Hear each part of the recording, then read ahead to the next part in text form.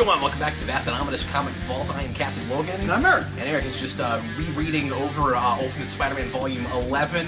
He's looking back over it. He didn't do his homework. He forgot to read this. So he's reading it right now. So we'll just all wait for Eric to read the story. No, I'm just looking through it. You good? You got it read? Yeah. You know what happens? Yeah, Gladiator's in it. Today. Oh, is that who that was? I don't think his name is Gladiator, but I think he shows up later because in my head I know he's Gladiator. Okay. So I think he comes back later and gets I wasn't sure if named. that was like a made-up character, if that was supposed to be an alternate version of someone. What's weird is his ultimate costume is more extravagant than his... Like, the more realistic Ultimate Universe is a much more extravagant costume for Gladiator. It's so funny, because I read that... I would look like an idiot if I reviewed this by myself, because I would have been like, there's this, like, really, like, old-school Stan Lee-esque villain at the beginning, and I don't know if that's supposed to be anyone... So today we're tackling Ultimate Carnage. Well, it's just called Carnage. We're doing Carnage, which I've been to differentiate it, see how they handle that. I didn't realize that one of the most important, major, tragic, sad things in the series happens in this part of the story, which I knew happened, but I had a very different reading of this than the last time I read it. My recollection. Did you remember that was here? Because I feel like, okay, maybe I'm wrong, but I feel like last video we were talking about Gwen, and I was asking you questions about things with her from the future, and you couldn't remember, and like the very next thing that happens is she dies. So I wasn't sure if intentionally bad. Oh, okay. Well, that's nice of you, I appreciate, because I did not see that coming, and I was absolutely shocked and dismayed. And I was in a good way, mostly. I kind of like her going out the way she does. No, I feel like if you go back to that video, like, you'll see in my eyes, like, I know that Gwen dies next volume. I'm trying really hard not to let on. Yeah. Well, that was a nice poker face. Good job. I'm impressed. But, yeah, this is the ultimate death of Gwen Stacy. Yeah. She dies in a completely different way. But I remembered this arc feeling like it is just Ultimate Venom again, but this time Gwen Stacy dies. Like, that's what I remember this arc. It's not that at all. It's not that at all. No. Bendis goes out of his way to make sure that this is a totally different character, almost to a fault, like to the point where it's not a character. Like, it's not a character. Carnage is not a character in this. So, this is maybe going to be spoilers, but I feel like you're smart enough to put the pieces together. You know there's an Ultimate Clone Saga. Yeah. We have an Ultimate Ben Reilly. I just know that. Yeah. Carnage is a clone of Peter Parker. Like, we are seeding things here. Yeah. For the Ultimate Clone Absolutely, Saga. Yeah. No, I was expecting that, yeah. Well, it made me wonder if Ben Reilly is Jackal in this instead of Scarlet Spider. We will never get a Jackal. Okay. But we will spend... My mind went to all kinds of different places with this, with Ben Reilly showing up, and I was like, and being a completely different character, obviously, because he's not a clone in the first place, and he's a black guy, and he has nothing to do with Spider-Man. We will spend... but is already connected to a thing that is a twisted, messed up clone of Spider-Man. So, like, very clearly, they are thinking about what Ben Reilly is when they make up a guy who is initially just named that. We will spend, like, all of Ultimate Comics Spider-Man hinting that Aunt May is dating a Professor Miles Warren. And yeah, you've told me about this. We will never go anywhere with that because Bendis arbitrarily decides to kill Spider-Man. Yeah. It is one of the two... I mean, and that one's maybe not a major plot thread. Like, that could just be a cute, like, wink and nudge. But, yeah. There is a major plot point that is never resolved because he decided to kill Peter Parker. But we'll get to that eventually. But this arc... So, real quick before we get into this, because so we got Doc Connors back. Yes. And Doc Connors, just to set the stage, to remind you guys if you haven't read this in a while, or if you haven't read it. Oh, and I have timeline issues, because we're like a couple months ago, and then I was like, well, when is that in relation to... But yeah. So you got Doc Connors, who is at the end of the rope of his rope, as he says. Where, like, in this, his family did not stick around after the lizard thing. He is alone and having a hard time keeping his funding, and he has to do some kind of impressive presentation to keep his funding. But he's got nothing right now, and what he ends up with. What he comes up with after he sees Spider-Man again and gets some of his blood. Spider-Man comes to him and needs like a patch up. Like he got hurt in a fight fighting Gladiator, and is like, I can't go to the hospital. Can you like stitch me up? Yeah, and so he's like, oh, I have blood on these bandages. And then he suggests to Peter, Spider-Man blood on these bandages. He asks for his permission to, which is very important. To study that blood, and that is what ultimately will turn into Carnage. And my question is, because I just don't remember anymore, when was the last time we saw Connors and the Lizard? It is... I think it's at the end of Venom, where... Like, have we done a Lizard story? No, remember, the only Lizard story is an Ultimate Team-Up. Yeah, we never actually get to see the Lizard, but it was an Ultimate Team-Up, and it's a dumb story anyways, because just Man-Thing wanders in and burns him and turns him back. No, the last time we saw Doc Connors, I think, is after Venom. It's after something, because Peter goes to his office, and he's there after hours, and he's, like, all drunk, and, like, Peter has a whole thing where he's like, why do you people, like, think you get to play God? Like, why do you get to... so it's very important that Connors comes to him and asks for his permission. He's the first adult to ever come and ask for his permission to screw with his life. Yeah. Like that, and like his genes and things. And then immediately makes it worse than anybody else does. Yep, that's right. No, it's great. And then he doesn't just use Peter's DNA, he mixes Peter's DNA with the Venom DNA. Yeah. Well, no, that's not what he does. Well, it's with the formula of his dad's. No, right? They're not even that specific about it. I think they mentioned his dad's. So he mixes it with his own first. Mm-hmm. He's trying to get the genes talking to each other, and that's not working. So he just vaguely says, "So then I went to your dad's research." That's all we know. Okay. He never gets his hands on the Venom thing, which is weird because we do a big cliffhanger thing at the end of Venom where it's like that stuff's still there if memory serves, and he doesn't like go get it or anything. I thought Eddie took it. Isn't that what happens at the end? Is that what it is? There's one vial left, and we see Eddie, and then Eddie's gone, and it's gone. So yeah, he's just vaguely using the research. I guess that makes more sense. Well, and he was the one working with Eddie, so like he would have some kind of knowledge of it. So, like, it might not be exactly the Venom symbiote, but, like, it's based on the same work that got us the Venom symbiote. Which is kind of a fun way to make it, like, the offspring of Venom, but it's not the offspring of Venom. That is the thing last time that I could not remember. I was like, I know he's connected to Venom, but, like, I don't remember exactly how... It's just the same research, but this time, instead of taking over Peter Parker, he is literally a part of Peter Parker. I think... Bendis is thinking about the Thing when he's writing this, right? I didn't think of that, but sure. Yeah. So Carnage is the big, scary, he's less... It's a big blob monster. It's a big blob monster. He takes the form of Peter, although later we find out it's Peter's dad. Yeah, which is weird. I wanted to talk to you about that, because I don't know why exactly that's the case, but... and I'm not sure totally how to read it thematically. I just wanted to talk that out with you, because I'm not totally sure what the story's doing with it. But...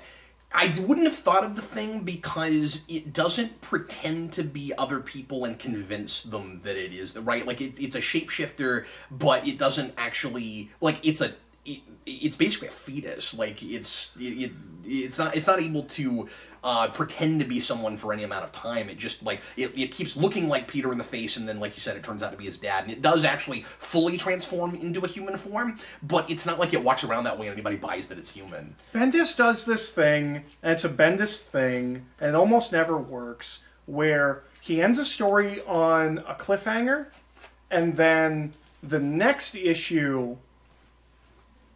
It will be after the cliffhanger is resolved, and we'll tell it in flashback. We just did this last arc with Dr. Octopus.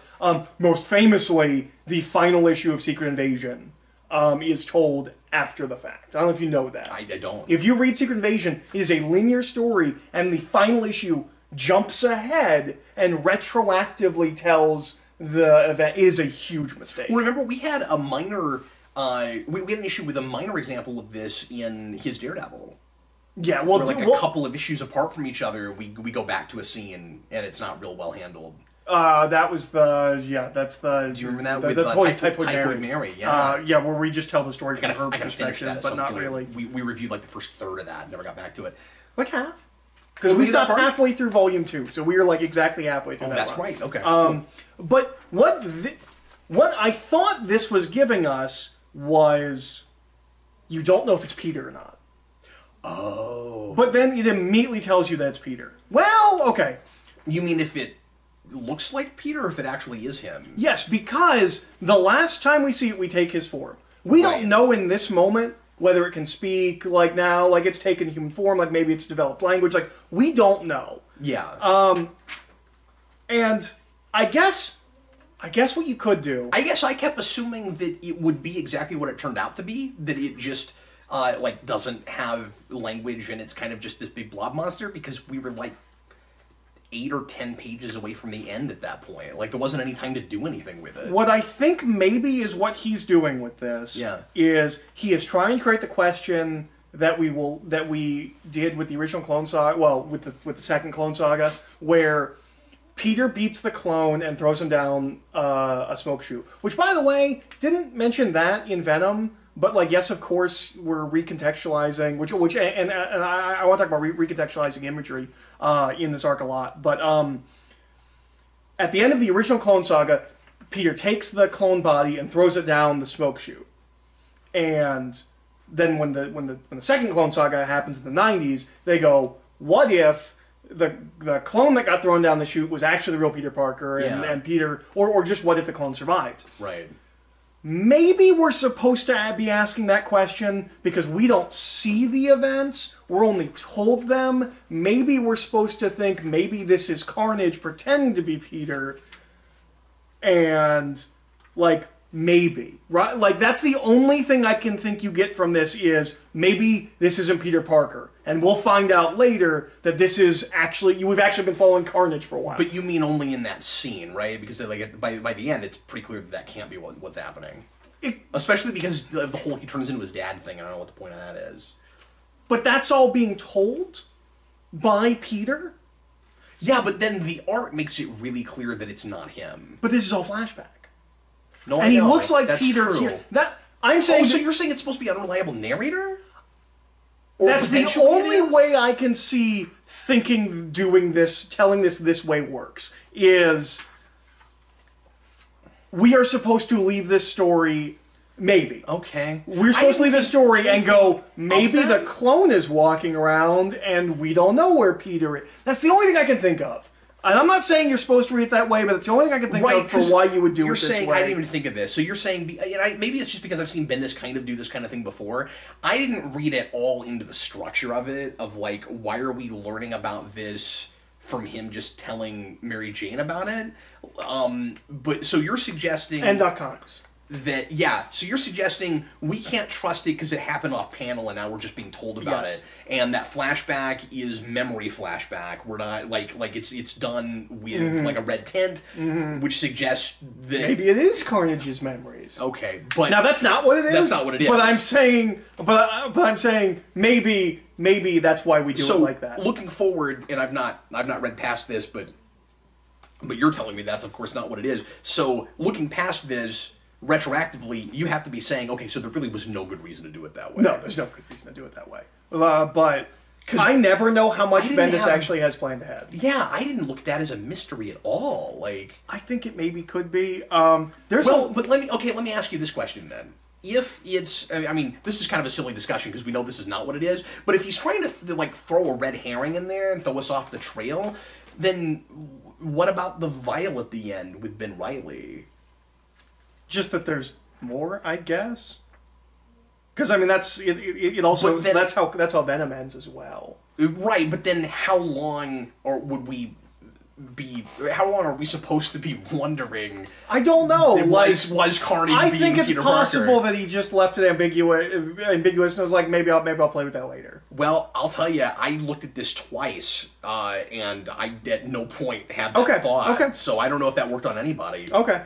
Well, and I'm not saying it's even intentional, but that's the only thing I can think of for why you would do it like that. It is really confusing. Like, I don't know why he doesn't... Can I see that for a second? Yeah. Like, I forget, does it happen over an issue? Or, no, like, it's just the end of that issue, right? Don't we just, like, get a scene change? And then in the next scene, we're like... he's there, and then we're in Dr. Khan's lab. And, yeah...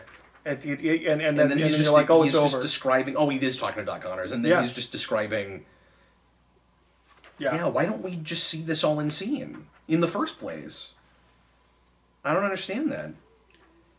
And it also plays just as well if we get all of that in scene, and then he goes to Dr. Connors and like... And if we were supposed to like get off the trail, or even if he had decided, let's say that Carnage is being Peter Parker, then what would have been the point of that whole "he looks like my dad" thing? Like, why would he... That I don't know. I also don't know why he looks like his dad, because he's not based on his dad's DNA, he's based on his dad's research. Yeah, it's Peter's DNA. Furthermore... the symbiote, I guess we can't even call it a symbiote, but like the Carnage blob has memories of Peter's life.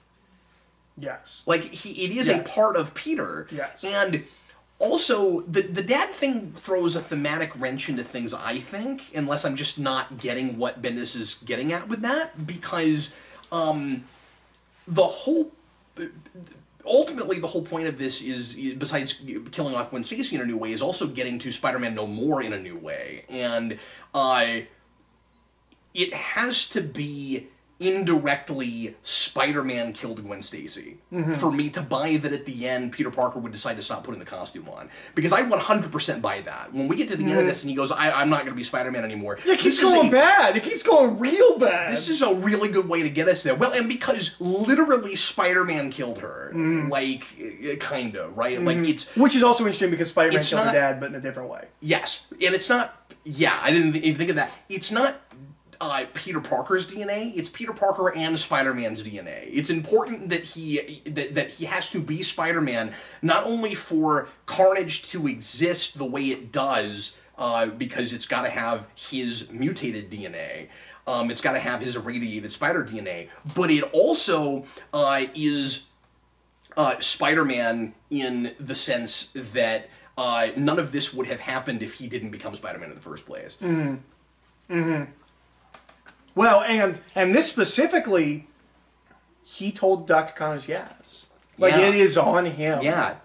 Kind of. I mean, it's not. But in that Peter Parker guilt-trippy way. Right. And the thing is, I don't think that's played for forced drama. Like, I think I would also feel bad about that. Like, I totally get why he's blaming himself. He's also got MJ telling him he's being too hard on himself, and it's not all his fault. And, like...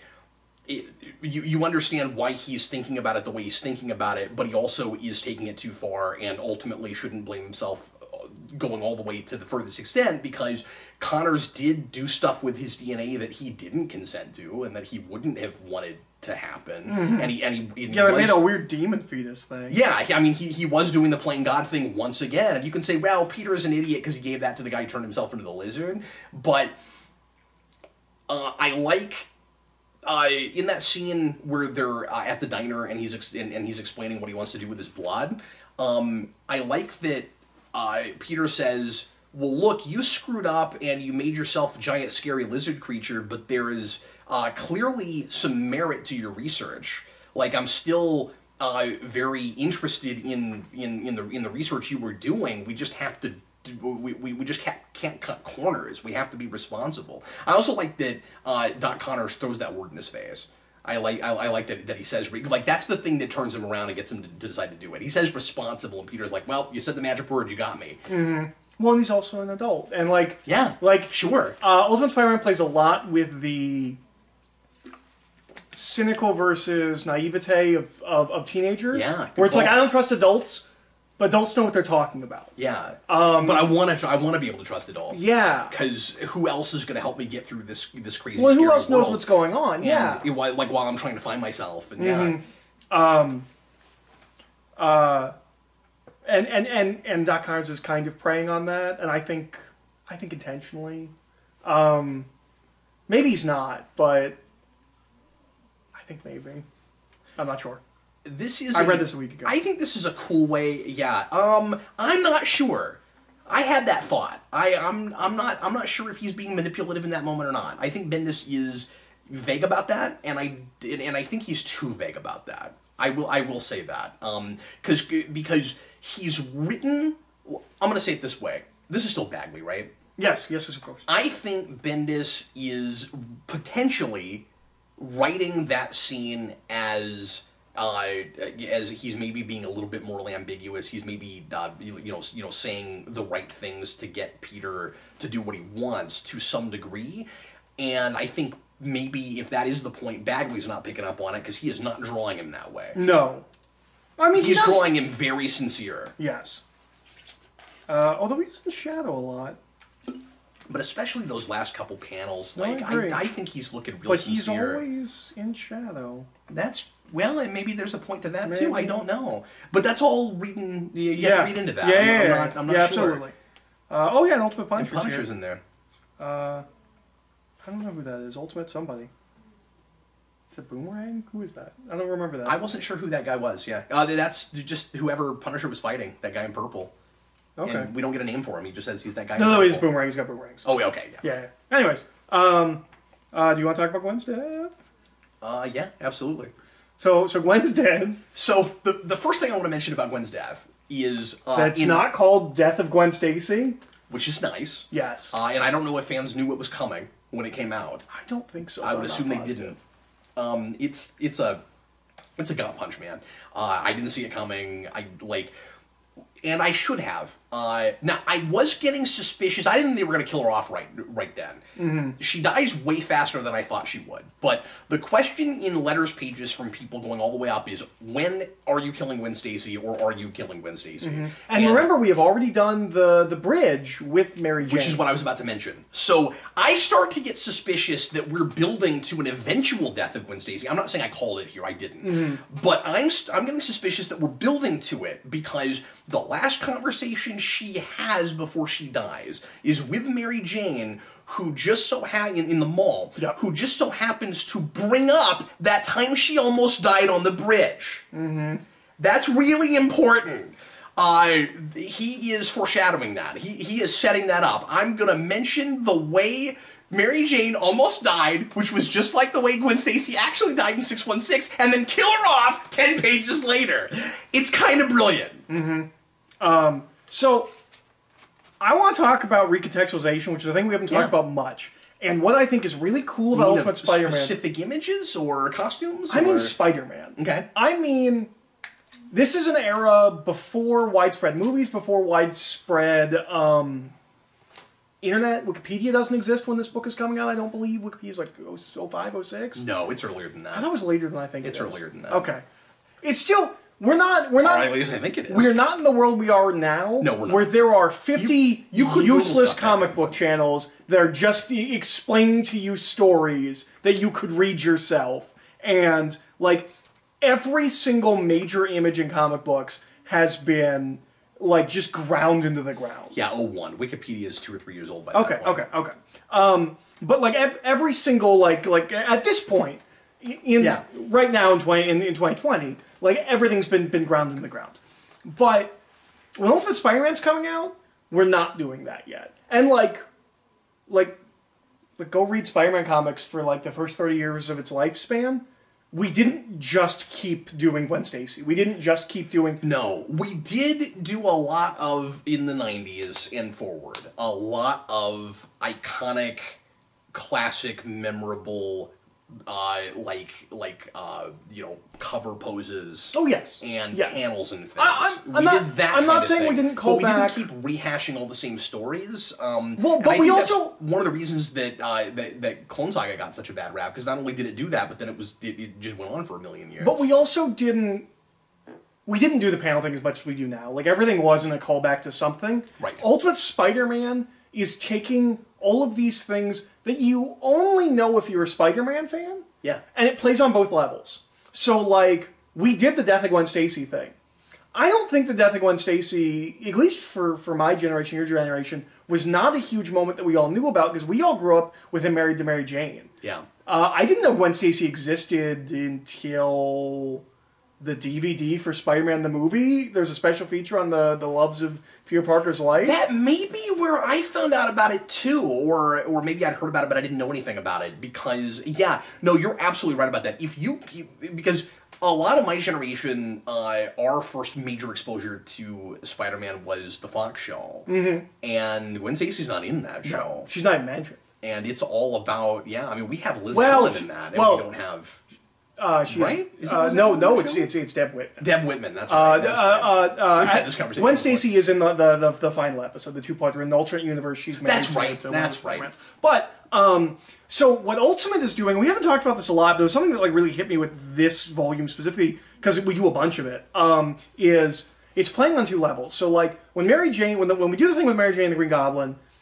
That plays dramatically for me at 12 or 10 or whatever I was when I was reading Ultimate Spider-Man. I didn't know that was a recontextualization of the Gwen Stacy death. And like so, like when we go to the smokestack here, and also when we did it in Venom, Like, and I didn't know what that meant because I've never read that. That is intentionally a recontextualization of the finale of the original Clone Saga.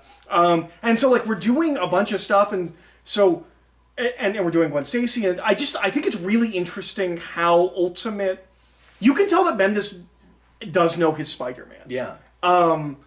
Which is not a thing you can always tell when Bendis is writing comics, like.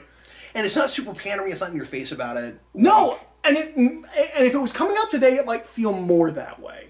But, like, think about it in because context. That stuff is more iconic to a general audience now. Yes. Than it was back then. Yes. But it's not like the whole, like, you know, Smallville, Clark Kent wears glasses, and so we'll do a glasses gag. Yeah. And, like, it's not that. No, it's cleverer than that, and it's more spread out than that, but and we do Spider-Man No More and here. And Spider-Man No More is maybe, I think Spider-Man 2 is about to come out when these issues are coming out, so, like, the general public has now heard the term Spider-Man No More, but, like, we're doing that too. We're also doing Spider-Man No More in this. Yeah. And I think that's really cool. But, like, the whole mission statement was to reinvent. Mm-hmm. And it should be more than just reinventing characters. Like, it's cool that we're going back to different events and things and recontextualizing them, like you said, and putting them in different contexts. Mm-hmm. And so, like, the last thing on Earth you would expect when you're doing, because we haven't even talked about the Carnage of it all, and the way this isn't Carnage, like. No, because Bendis doesn't like the symbiotes. Yeah, and I could see people complaining that like, what is the point of making this Carnage, because we're not actually doing Carnage. Because you tied it to Peter Parker. Well, and because it's tied to Venom and the Ultimate version of Venom. It's like, but it's okay. Like, I can see both arguments to this, and I don't mind what we did here. I'm curious to see if down the road, because I know there's, like, War of the Symbiotes. You mentioned that at one point. Mm-hmm. Like, I know we do stuff with symbiotes. Carnage seems to be dead at the end of this, so I don't know if he comes back in some way or if it comes back in some way. But, like, I could see people who love the symbiotes like I do complaining that, like, all the ways that it's playing with Clone Saga and all that, I didn't know about the smokestack, but the rest of it, like all the ways in which we're playing around with Clone Saga is interesting enough to me that I don't mind changing Carnage from what it was. But, like, with Venom, it's still Venom. Like, Eddie Brock has a different connection with Peter Parker, but there is no Cletus Cassidy, and even if you want to get rid of him and have Carnage just be on its own, he's also not, like, a psychopathic murderer either. Like, it is fundamentally not Carnage at all. Like, it's just a thing that looks like Carnage. But if Bendis already hates Venom, like, he definitely hates Carnage. Yeah, no, certainly, and I get that. I'm just saying, if, like from just, you know, a fan of that material that doesn't know anything about this, right? Like, just forget for a minute, like, who the writer is and what he likes and what he doesn't write. Like I can see somebody that loves the symbiotes looking at this and being kind of let down by that. He's at least still trying to make Venom what it is, but somehow I didn't mind it too much. And we're also, like, this is like 03, 04, like, we're also in 90s backlash right now. Oh, sure. Like remember, like, this is the era where, like, we're just not using Venom. We're like a year away from... Everybody hated that stuff. Well, and we're like a year away from Matt Gargan getting Venom. Like this is the era of where the dark ages of Venom. It's okay to hate Venom and Carnage. Yeah. And now we're back to Venom is as popular as Spider-Man almost. Yes. Like. And I've heard that book's great. It is. But it is great. But, like, I'm not sure anyone's angry at this point, because I think at this point everyone's done with Venom. Okay, fair enough. Sure. Like maybe coming. You might actually have that more now with somebody reading through it, because Venom and Carnage are popular. But then why would they even bother putting them in the book? I mean, like... Well, remember, Bendis is forced to put Venom in. Well, yeah, but, like, I don't know... I mean, like you know about that editor and I don't, but, like, if Venom's not popular right then, why did he force him to do that? Did he just like Venom? I think because he thought... Gemus. Yeah. I think because he thought they could sell it. Okay. Because, like, I guess Venom's in that weird nebulous place, right? Where, like, he's not selling, but, like, he's sold. It's the same reason you do Ghost Rider at that point. Like, well, we know this works. You're a good writer. Make it work.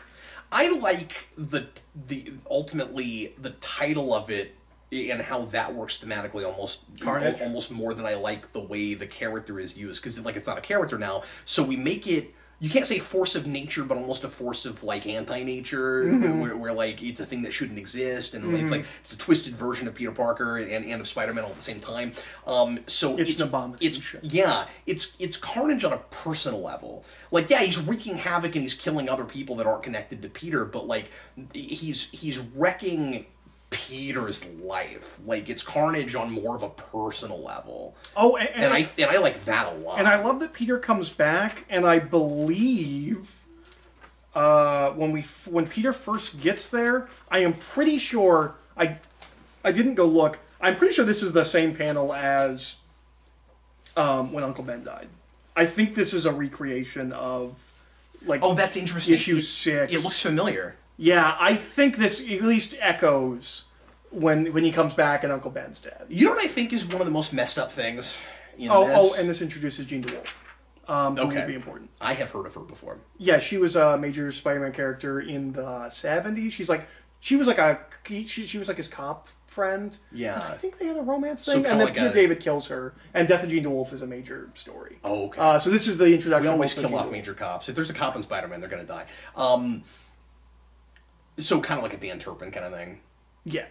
Well, probably. I mean, the closest analog is the chick cop in the '90s Spider-Man cartoon, who for some reason is not Jean DeWolf. Yeah.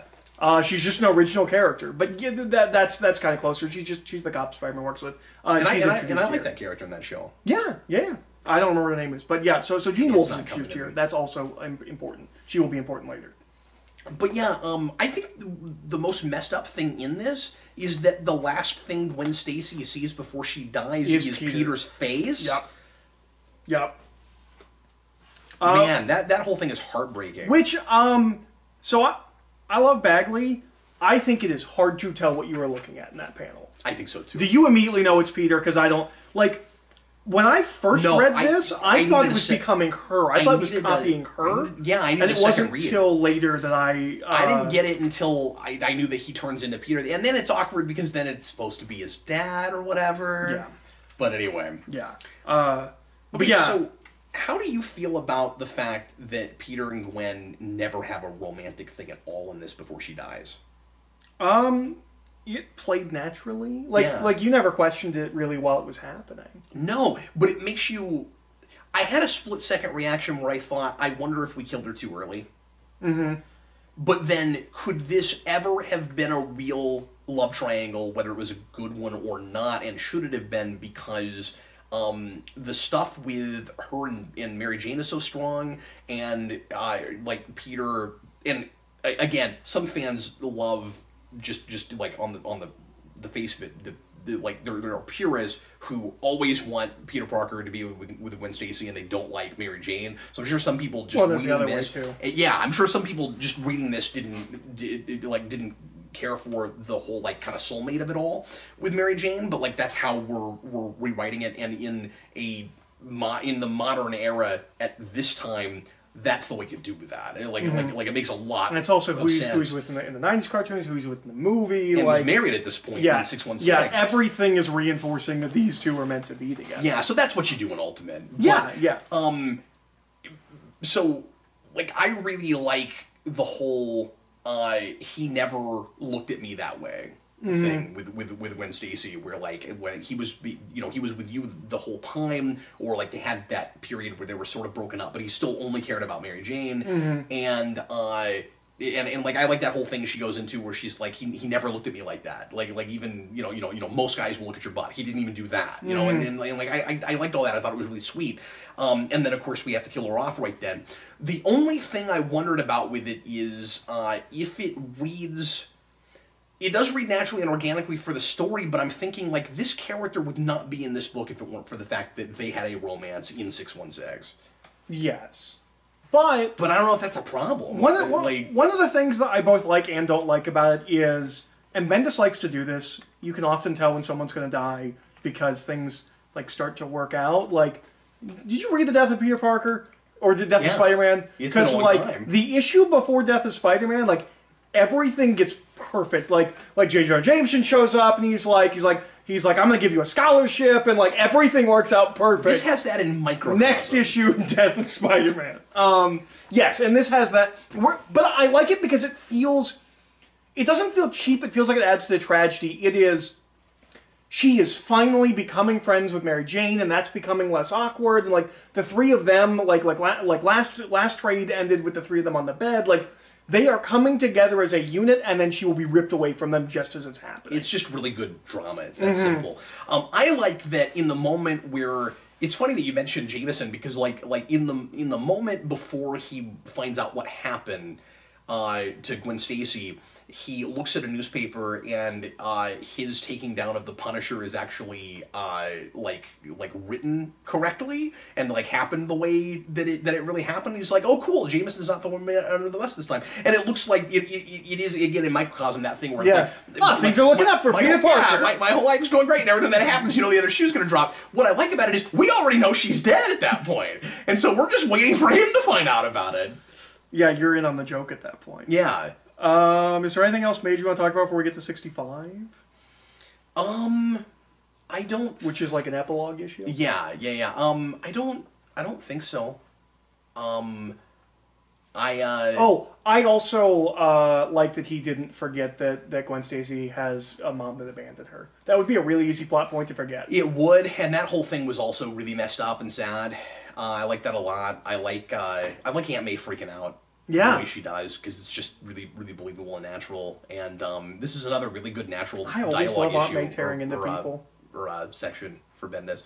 In JMS's run, there's a point where when she finds out he's Spider-Man, and she calls and cancels her subscription to the Bugle, and she talks to Jameson and says, no, it's in this. It's in this where she calls him, and she's like, Hitler called, he wants his mustache back. Yeah, you told me about that. I think it's in this. There is a point where she calls him it's when Peter gets fired. She calls Jameson and yells at him there too. Just angry Aunt May, I think, is always funny. I mean, this isn't funny. This isn't like haha funny, but like I like how she's just frustrated with people. But yeah. So then 65 is one of my favorite issues of the entire book.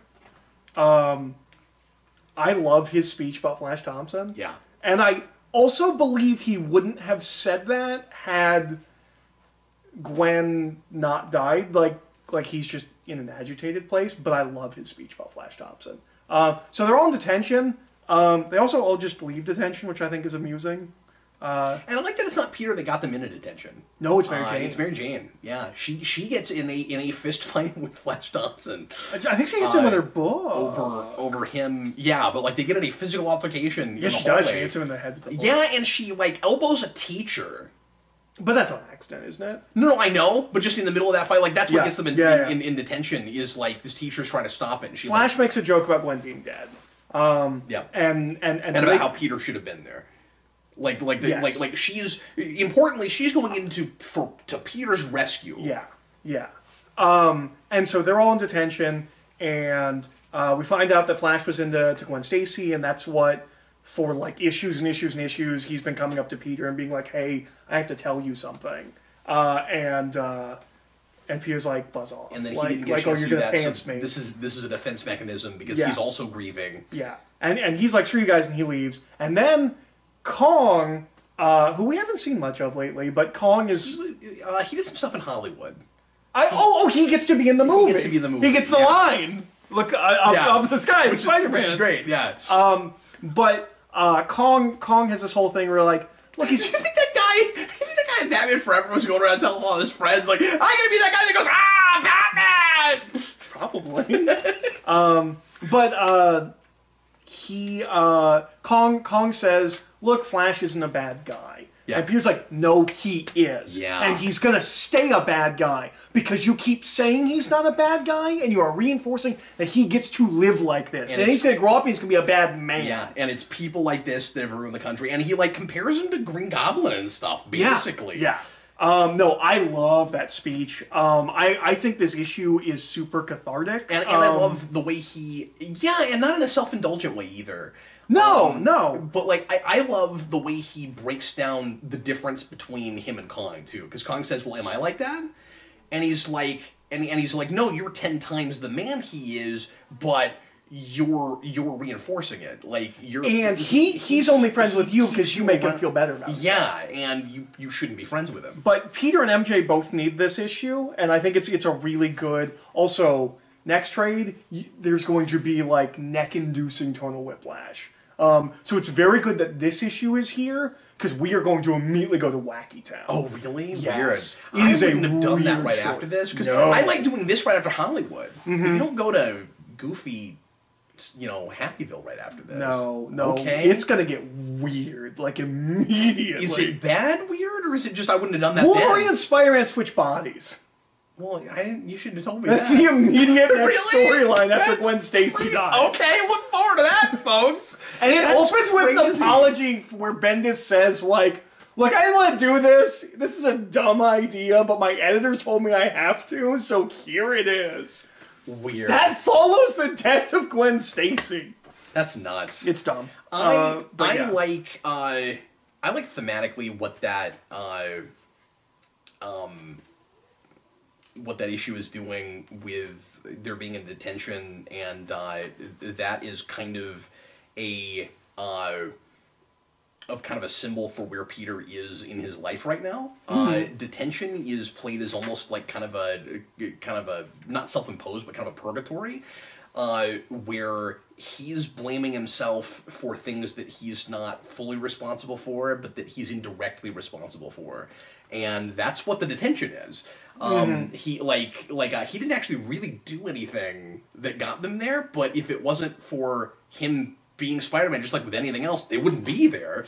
And he's there and punishing himself while he's being punished for something he didn't really do. I like all of that a lot. And this also gets him to the point where he decides to be Spider-Man again. Right. Because just like the original Spider-Man No More is resolved the next issue. I mean, you can't totally tell right at the end of that he'll necessarily put the costume right back on. I mean, that's how I read it, but I know that that's what happens. Right, and that's what I'm saying, is I wasn't sure if there might be another issue or two, because, like, it's not like he goes and puts the costume right back on. No, he fights some people in an alleyway, and that's a really good scene. But it ends with him saying, "Why did I do that?" Yeah. And that doesn't immediately make me think, okay, the very next issue he'll put the costume back on. It just reads like it's inevitable that he will have to keep being Spider-Man for all the reasons that traditionally Peter Parker always has to keep being Spider-Man. He has these powers, he and he can't not do it, because if somebody is in trouble and he can't help them, he's afraid it's going to be, so much worse if he doesn't. But then there's also that thing where he keeps seeming to make things worse by doing that. Again, Carnage is the literization of all that is a really cool idea. Yeah. I think that's the reason that I'm ultimately okay with Carnage not being a character. And Carnage is always a one-dimensional character anyway. Well, now he's the Thing. Like he's just a big monster. I'm glad you said that. I wouldn't have thought of that. I just saw the Thing in theaters, so it was on my mind when I read it. Sure, yeah. But yeah, next time we're gonna have like a smorgasbord of weirdness. Well, next volume's called Superstars. And it's a bunch of like 1 or 2 issue arcs, so we'll have like 3 or 4 stories to talk about next time. But they're all short. I think one of them's Doctor Strange story. I think one of them's a Blade story. One of them's the Wolverine body switch. Oh yeah, you didn't mention the Blade thing. Oh yeah, Blade his picture shows up, but we've never seen him. Peter's thinking of like all the different things that could have killed Gwen, and they say it's vampiric, and he pictures Blade, but Blade hasn't shown up yet, and I'm pretty sure Blade shows up next volume. I could be wrong, because we do 2 of those. We do... But then the question is whether he showed up in something else that we're not thinking of. I don't think so. But you don't think he did? The only thing I can guess is Bendis will do one of those like weird cop-out things where like we'll get that Blade story, but it'll say it was months ago or something like that. Oh, okay. But yeah, no, I'm almost positive Blade is. So he's calling back to a thing he hasn't done yet. Yeah. Yeah. Which is cheating. It is, absolutely. But yeah, so Peter imagines Blade, and that's weird. We will get Blade and Morbius for 2 issues, and that will never be picked up on again. Yeah, it just kind of sucks when you know you've read every issue of a thing and you feel left out. Where like you read a panel and you're like, okay, this is a callback to a thing that I've never seen, and I've been reading all of this. One of the things that bugs me is they do not include the lizard in anything. It has that with that lizard thing. It's like, so irritating. I'm pretty sure if you get and you said it's bad. It's really bad. Yeah. Again, Man-Thing just shows up at the end. Like, it's supposed to be a Spider-Man Man-Thing crossover, and like, Man-Thing just shows up at the end and burns him and turns him back into Doc Connors. But I don't think that Lizard issue's collected anything. Like, I think if you get the Omnibus, it's not in any of the Ultimate collections. Like, you have to go hunt down, like, the trade for Ultimate Team-Up. And I don't think you should have to do that. Yeah. We have to look. I'm just wondering if maybe Blade is in one of those Team-Up things. Maybe. That would be weird. Because I know one of them's Iron Man, one of them's Hulk, one of them's Man-Thing. Kind of. Yeah. Oh, and on the principle of it, I mean, you were looking at this in trade, but I think it has the covers in there. I don't love that Carnage is on covers before Carnage is in the book. Yeah. I don't really care for that. That's an Ultimate Spider-Man thing. Like, they see, look. Yeah, like he's there in that first. Yeah, he's right. And I thought maybe I was remembering why it was just like red tendrils or something. No, it's his face. Don't do that. He's not even in that issue. And that's why when I got to the end of that issue, I was like, oh, this issue's over already? Like, it feels like not enough happens in that Yeah, then 61 issue. Is the tendrils. Yeah. It's just tendrils. And he's still not there yet. Yeah. Like, we don't actually get Carnage until 3 or 4. Oh yeah, you know, this introduces Ultimate Punisher. Ultimate Punisher's going to be super important later. Really? Yeah, because Spider-Man swings in front of a bullet that Punisher's shooting because we had to cross over to Ultimate Avengers and Death of Spider-Man. So Punisher is indirectly responsible for the death of Spider-Man because we had to cross those books. Okay. Spider-Man swings in front of the bullet path of Punisher trying to shoot Captain America, gets shot, so he has a bullet wound when he fights the Ultimate Six in Death of... I forgot. I either forgot Punisher shot that bullet or I didn't know about that. I'm pretty sure you know it's him, but I could be wrong. But That's yeah, funny. That is the biggest mistake because, like, no one will ever go back to Mark Millar's Ultimate Avengers. Ultimate Spider-Man is going to live on as a major Spider-Man book, and it's always going to have this dumb thing at the end of it. But anyway, we'll get to that eventually. Yeah, well, I'm excited to see the weird smorgasbord. Yeah. As you described it next time. Thanks a lot for watching, everybody. Hope you've been enjoying these, and we will see you again in the not-too-distant future with, Volume 12. Volume 12 is the next one. Superstars. Thanks for watching, guys. I think it also has a beach issue. Because it's got Johnny Storm on the cover of it, and I'm pretty sure that's the beach issue. So yeah, we got a beach issue coming up. Great. All of this right after the death of Gwen Stacy. If you've read this one, leave your comments. Tell us what you thought of Ultimate Carnage. In the meantime, I'm Captain Logan. I'm Eric. And we'll see you next time. Bye, guys.